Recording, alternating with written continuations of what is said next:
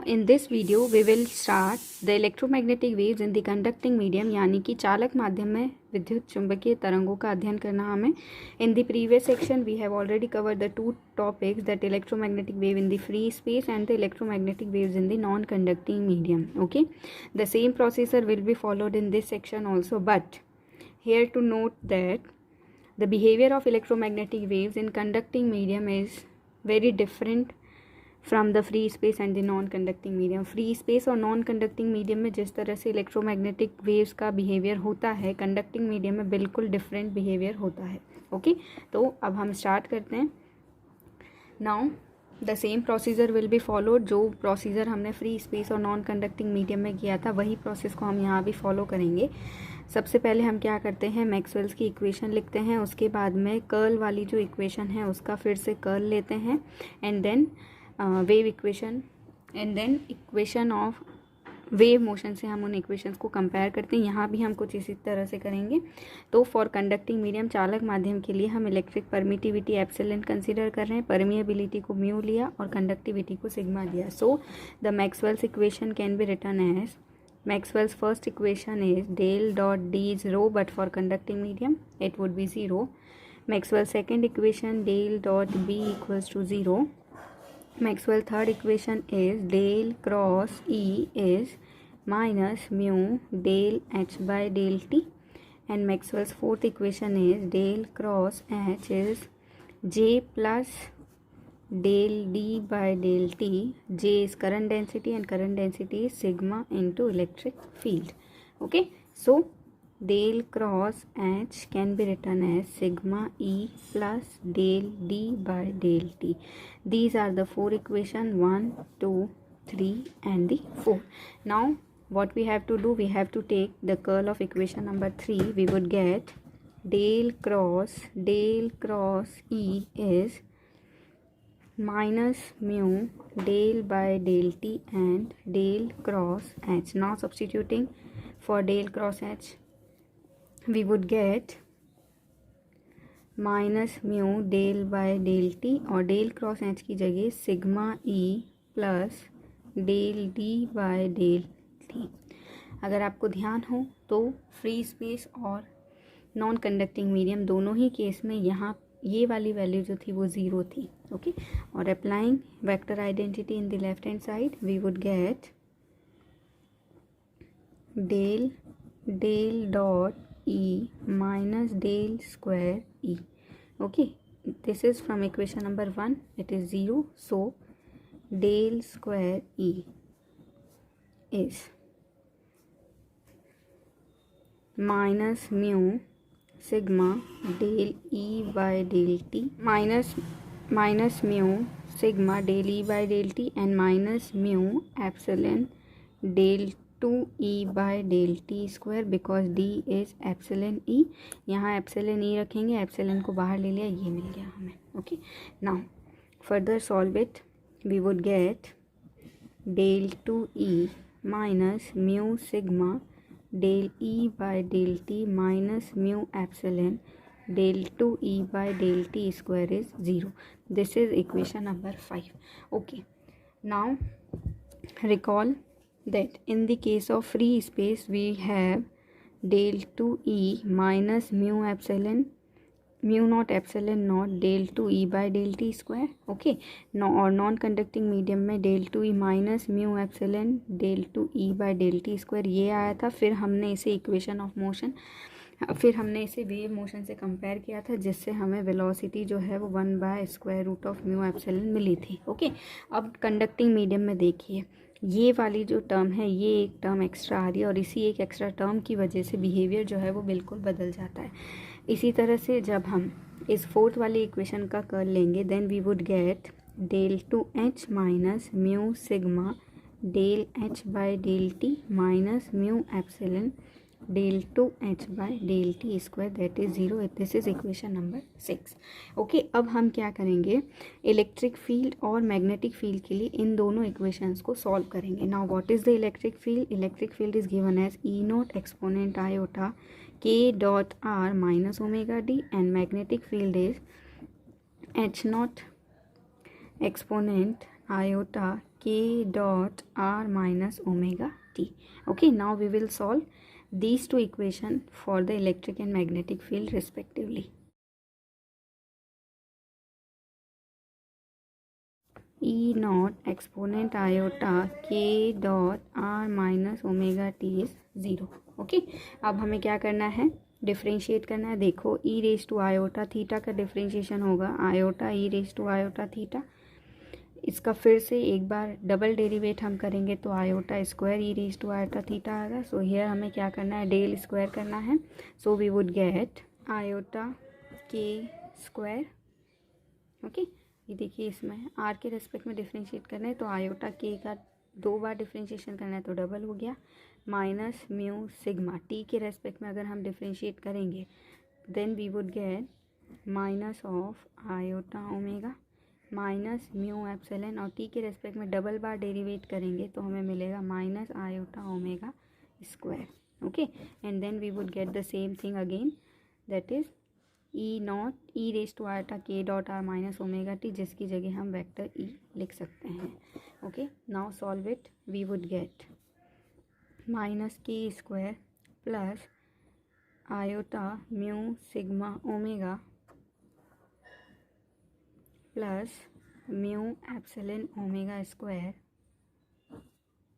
And vector E is 0. Now ये तो 0 हो नहीं सकता, इसका मतलब ये वाला जो फैक्टर है that is 0. Hence we would get K square as iota mu sigma omega plus mu epsilon omega square.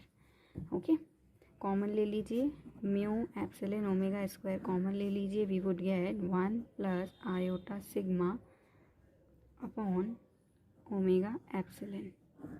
Okay, इस वाली इक्वेशन में हमने ये कॉमन ले लिया. So we would get 1 plus mu sigma omega upon mu epsilon omega square. So we would get sigma upon epsilon omega. Okay, what we have concluded that, देखिए इधर conducting medium में जो propagation vector है,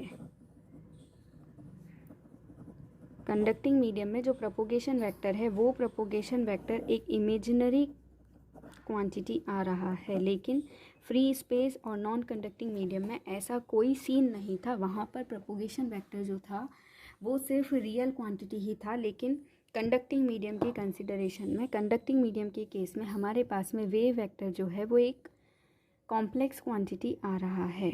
okay, इसमें imaginary part भी आ रहा है, यानी कि ये कॉम्प्लेक्स क्वांटिटी को शो कर रहा है. Okay, so we can further solve it like taking K as alpha plus iota beta. Okay, अब इस इक्वेशन को, this is equation 7 and this is equation 8, इसका स्क्वायर कीजिए. K square would be alpha square plus iota square beta square plus 2 alpha iota beta, that would be alpha square minus beta square plus twice of iota alpha beta, that is k square. This is equation number 9. Okay, now compare equation number 7 and equation number 9. This is the real part and this one is the imaginary part. So alpha square minus beta square, real part is mu epsilon omega square. Okay, and 2 alpha beta, imaginary part, 2 alpha beta, that is the imaginary part, is mu sigma omega. This is equation number 10. Okay, अब substituting the value for beta, beta would be mu sigma omega by 2 alpha. Okay, substituting the beta in this equation, we would get alpha square minus mu sigma omega by 2 alpha square equals mu epsilon omega square. Okay, now further solve it. We would get, इसको square करेंगे, square करके जब हम LCM लेंगे then we would get 4 alpha 4 minus 4 mu epsilon omega square alpha square minus mu square sigma square omega square is 0. इसका हमने square कर दिया, स्क्वायर करके है हम एलसीएम लेंगे तो यहाँ मल्टीप्लाई होगा, इट वुड बी 4 अल्फ़ा 4 और ये 4 अल्फ़ा स्क्वायर यहाँ पर मल्टीप्लाई होगा, इस टर्म को इधर ले लिया तो ये आ गया। ओके, तो ये फोर्थ ऑर्डर की जो इक्वेशन है, इस पॉलिनोमियल को जब हम सॉल्व करेंगे then we would get alpha that is omega mu epsilon by 2 1 plus sigma by epsilon omega square plus 1 to the power half. Similarly, for the beta, we would get omega mu epsilon by 2 square root 1 plus sigma by epsilon omega square minus 1 to the power half. This is equation number 12. Okay, और ये आपको ध्यान में रखना है. Okay, hence what we have concluded that in the conducting medium case we have electric field that is E naught exponent iota. K is now alpha plus iota beta dot r minus omega t. Okay, so we would have exponent e raised to iota alpha dot r minus ta dot r minus iota omega t.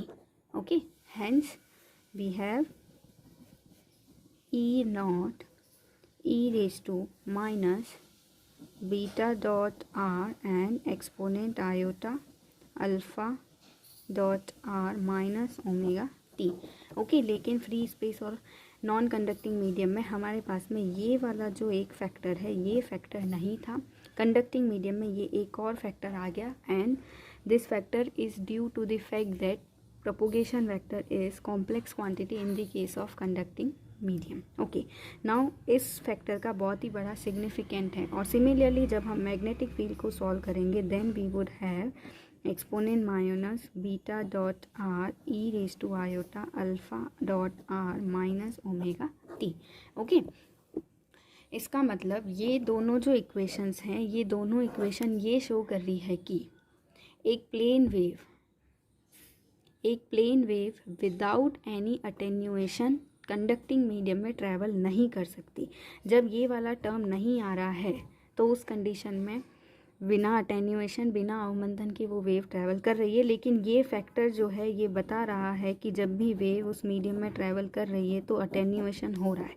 Attenuation का मतलब अवमंदन हो रहा है, यानी कि amplitude धीरे धीरे एक्सपोनेंशियली डिक्रीज हो रहा है. सपोज पहले वेव ऐसे चल रही है एंड फिर वो धीरे धीरे एक्सपोनेंशियली डिक्रीज हो रही है. ओके, तो इन दोनों इक्वेशन से ये चीज़ डायरेक्टली शो हो रही है कि कोई भी प्लेन वेव कंडक्टिंग मीडियम में विदाउट अटेन्यूएशन मूव नहीं कर सकती है. Okay, and here this e b dot r is the attenuation factor, यानी कि अवमंदन गुणांक को शो कर रहा है ये. And beta is known as absorption coefficient, अवशोषण गुणांक इसे हम बोलते हैं. और ये फैक्टर जो है ये अटेन्यूएशन को मेज़र करता है. Now the very most important thing here is the concept of skin depth. Hindi में इसे बोलते हैं त्वचा गहराई. For a good conductor skin depth वो डिस्टेंस है जहाँ पर वेव का एम्पलीट्यूड उसकी सरफेस पर जितना एम्पलीट्यूड है उसका 1/e टाइम्स हो जाता है. देखिए, for example this is the conducting medium. Okay, wave यहाँ से ट्रैवल होती हुई इसमें एंटर कर रही है और एंटर करने के बाद में कंडक्टिंग मीडियम में जब वेव एंटर करेगी तब अटेन्यूएशन होगा, जो हमने बीटा वाले फैक्टर से इस फैक्टर से हमने बता दिया. तो अटेन्यूएशन होना स्टार्ट होगा और वेव के अंदर अटेन्यूएशन स्टार्ट हुआ और धीरे धीरे वो बढ़ती गई. तो यहाँ पर सपोज़ वेव का एम्पलीट्यूड 100 था और कंडक्टिंग मीडियम में ट्रैवल करने के बाद में वो डिस्टेंस जहाँ पर वेव का एम्पलीट्यूड उसकी सरफेस पे जितना एम्पलीट्यूड था उसका 1/e टाइम्स हो जाए. Okay, that distance is known as skin depth. समझ में आई बात? जब वेव कंडक्टिंग मीडियम के अंदर एंट्री ले रही है तो कंडक्टिंग मीडियम में एंट्री लेने के बाद वेव का अटेन्यूएशन होता है, जो हम ऑलरेडी देख चुके हैं. तो कंडक्टिंग मीडियम के अंदर वो डिस्टेंस जहाँ पर वेव का एम्पलीट्यूड उसकी सतह पर, उसकी सरफेस पे जो एम्पलीट्यूड था उसका 1/e टाइम्स हो जाता है, that distance is known as skin depth. Okay, now we will calculate the term for the skin depth. देखिए, डू रिमेंबर हमारे पास में कंडक्टिंग मीडियम के केस में we have the equation like this, del 2e mu sigma del E by del T and mu epsilon del 2E by del T square is 0. Okay, this term is due to the displacement. ये वाला जो term है ये displacement current से related है, जो कि हमने फ्री स्पेस में भी मिला हमें और नॉन कंडक्टिंग मीडियम में भी मिला. और ये वाली जो टर्म है ये कंडक्शन की करंट के को शो कर रहा है, कंडक्शन करंट से रिलेटेड है. अब देखिए, हम बहुत अच्छे कंडक्टर के लिए अगर डिस्प्लेसमेंट वाले फैक्टर को एक बार के लिए नेग्लेक्ट कर दें, then we would have del 2e minus mu sigma del E by del T to be 0, that is del 2e equals mu sigma del E by del T. Okay, now the attenuated solution यानी कि अवमंदित हल जो है वो हम already बता चुके हैं, that is b dot r and exponent iota alpha dot are minus omega t. Okay, अब हम किसी अच्छे कंडक्टर की बात कर रहे हैं. लो फ्रिक्वेंसी की अगर हम बात करें तो उस कंडीशन में since alpha is omega mu epsilon by 2 1 plus sigma by epsilon omega square plus 1 to the power half. Since sigma omega is very very greater than 1, तो हम इस वाले टर्म में इस 1 को नेग्लेक्ट कर सकते हैं. So we would get mu epsilon by 2. इस 1 को हमने नेग्लेक्ट कर दिया तो हमें क्या मिला, सिग्मा बाय एप्सिलॉन ओमेगा का square plus 1 to the power half. Again omega mu epsilon by 2 we would have sigma by epsilon omega plus 1 power half. Again since this sigma by epsilon omega is very very greater than 1, तो हम इस term के respect में इस term को फिर से neglect कर सकते हैं.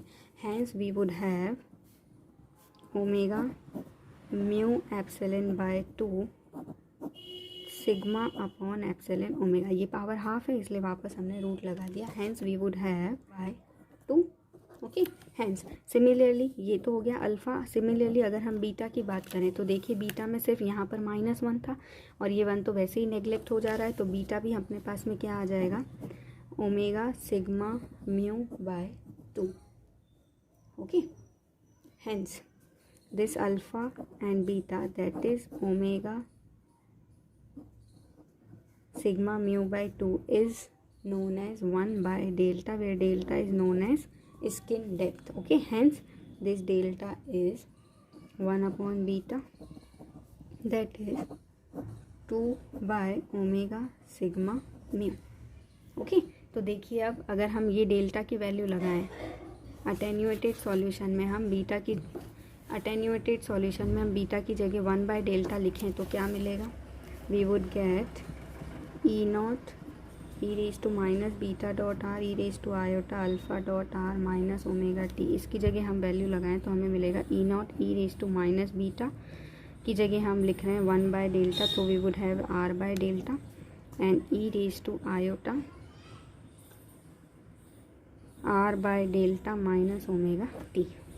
ओके, सो देखिए इधर, if I consider r is equals to delta, यानी कि अगर मैं स्किन डेप्थ के बराबर की डिस्टेंस लूँ तो e not E raise to -1 and exponent iota r by delta minus omega t. Attenuation factor की बात अगर हम कर रहे हैं तो देखिए इसमें क्या हुआ, हैंस द आर और the skin depth is the distance where the amplitude of electromagnetic wave decreases to 1 by e times of its amplitude at the surface. Hence the skin depth is, एक बार फिर से आप देख लीजिए, suppose ये conducting medium है, electromagnetic wave यहाँ से आई और जब इलेक्ट्रोमैग्नेटिक वेव कंडक्टिंग मीडियम में एंटर करेगी तो एंटर करने के बाद में इसमें अटेन्यूएशन होना स्टार्ट होगा.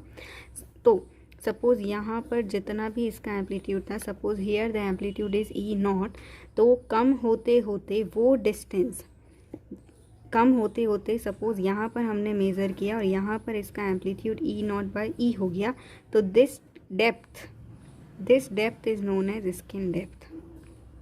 ओके, जहाँ पर उसकी सरफेस पर जो एम्पलीट्यूड था उससे 1/e टाइम्स एम्पलीट्यूड रह जाता है। This depth is known as skin depth.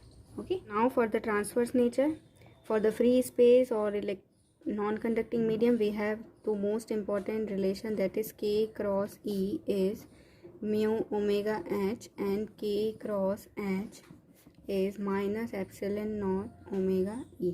Okay, free space में ये था, और अगर कंडक्टिंग नॉन कंडक्टिंग मीडियम है तो सबस्क्रिप्ट जो था वो एप्सिलॉन नहीं था। लेकिन अब कंडक्टिंग मीडियम के केस में we would have k cross e that is the same mu omega h cut, but k cross h would be minus of iota sigma plus epsilon omega and e। ये sigma वाला term भी आया क्योंकि जो fourth वाली equation है उसमें sigma e plus del d by del t आ रहा है, तो इस वजह से ये वाली एक टर्म और भी आ जाएगी। Okay, hence we would have h that is 1/म्यू ओमेगा। तो ये ध्यान रखना है आपको, कंडक्टिंग मीडियम में k क्रॉस h जो है वो ये होगा। सो अगर हमें h निकालना है तो h वुड बी 1/म्यू omega k cross e। Now what is k? propagation vector, that is k n cap. Substitute this, we would have 1/म्यू omega k n cross e. Okay, and k, that is propagation vector. In case of conducting medium we have the complex quantity, that is alpha plus iota beta. So the magnetic field can be given as alpha plus iota beta upon mu omega and n cross e। Okay, अगर हम e और h का ratio हमें निकालना, यानी कि अगर हम वेव इम्पिडेंस की बात करें, तरंग प्रतिबाधा अगर हमें निकालनी होगी, so that would be e by h, hence this would be mu omega by alpha plus iota beta. Okay, now if we want to calculate the Poynting vector and energy density, so what is the Poynting vector? Poynting vector S is simply E cross H, that would be E cross H की जगह हम ये लिख सकते हैं alpha plus iota beta by mu omega n cross E।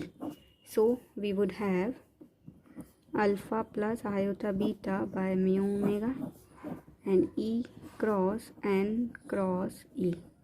So we have alpha plus iota beta by mu omega, और इसमें हम वेक्टर आइडेंटिटी लगाएंगे।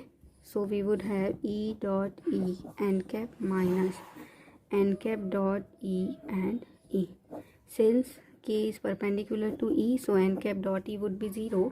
Therefore S, that is the Poynting vector, would be e square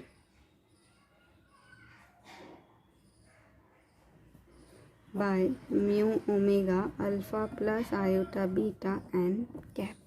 Okay, this is the Poynting vector. For the energy density, now for the energy density, the ratio of electric energy density to the magnetic energy density, that is half epsilon e square and half mu h square. We would have epsilon by mu e by h square. Okay, since we have calculated e by h to be mu omega by alpha plus iota beta, that is k, hence electric energy density to the magnetic energy density is epsilon by mu omega by k square. Okay, since we have previously calculated that k square is mu epsilon omega square 1 plus iota sigma by omega epsilon, only the real part of के square. Y हम सिर्फ real part क्यों consider कर रहे हैं? क्योंकि मैं आपको पहले भी बता चुकी हूँ कि only real part carries the energy, और हम यहाँ एनर्जी की ही बात कर रहे हैं. So u e by u m that is epsilon by mu square omega square upon k square का सिर्फ रियल पार्ट कंसीडर कर रहे हैं, that is mu epsilon omega square. So we would get 1. Hence electric energy density is equals to magnetic energy density. So total energy density, that is electric plus magnetic, is twice of electric, that is epsilon E square. Okay, thank you. Stay tuned for the next videos. In the next section we will learn the propagation of electromagnetic waves in the ionized gas. Okay.